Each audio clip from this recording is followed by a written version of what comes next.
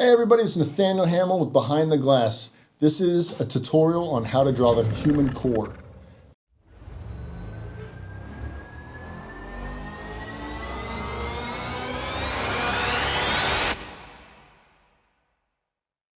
We're going to look at the musculature, show you the difference from twisting and turning and understanding how that affects the anatomy and the musculature of the core. First, we're going to start out with a good stretch.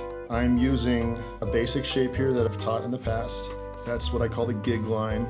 So then we have the abdominal core. When drawing the stomach, you have to really focus on keeping your anatomy even. There's very few examples in the human body where the muscles don't really line up. Everything has a level of similarity or symmetric, but this one we're going to draw a symmetrical core because it is important to know how to separate the space when the anatomy is turned. This is a 3/4 turned view of the chest and stomach. I'm drawing a muscular anatomy. Focus is going to be on the chest, but what I'm doing is I'm sketching in arms. After I establish the anatomy, so you have your obliques here, you have your abdominal muscles here. Notice how, because the 3/4 view, you're gonna see more on this side than this side.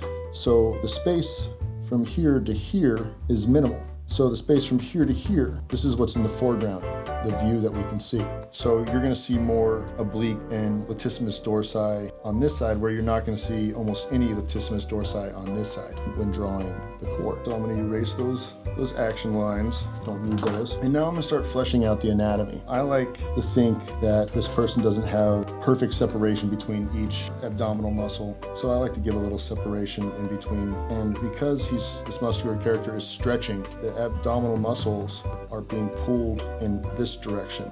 So as you can see, I'm fleshing out the anatomy of the chest. The arms are back, so there's going to be a little bit of stress on the chest. Like if you pull your arms back, you're going to feel some pull in your chest and your front delt. I'm going to add some line for the separation of the pectoral muscle. This is how to draw the core stretched. Now we're going to move over to how to draw the core crunched. I'm going to give it a little bit of a tilt to the side. So we're going to keep this same perspective and we're going to arc this character. All right, so we have the character here. That's where the head's going to be. That's where the head's going to be.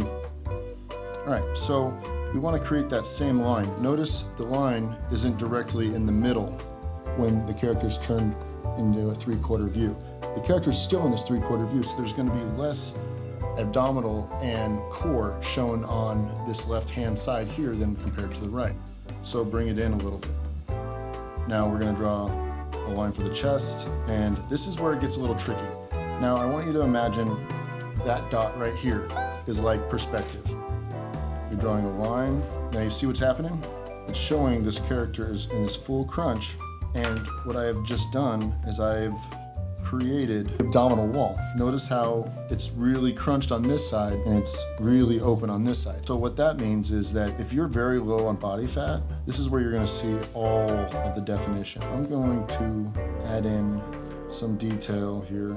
The closer to the crunch, the more detail. The further from the crunch, the least amount of detail. You want your obliques to be popping right here. There's stroma, cimetera, cilimerices. Edit! They're going right here, this word. We have the chest here, we have the delts. Now with this illustration, I am going to ink. So I'm going to start applying ink to this.